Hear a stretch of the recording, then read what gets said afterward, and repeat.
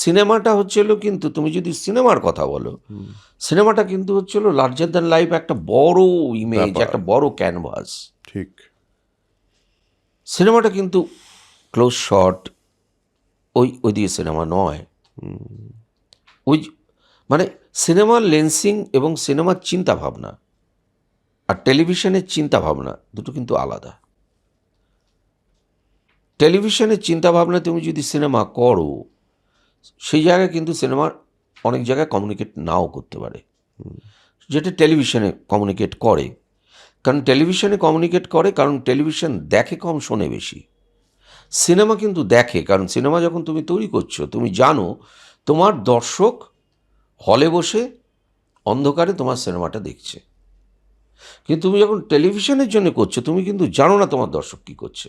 ঠিক।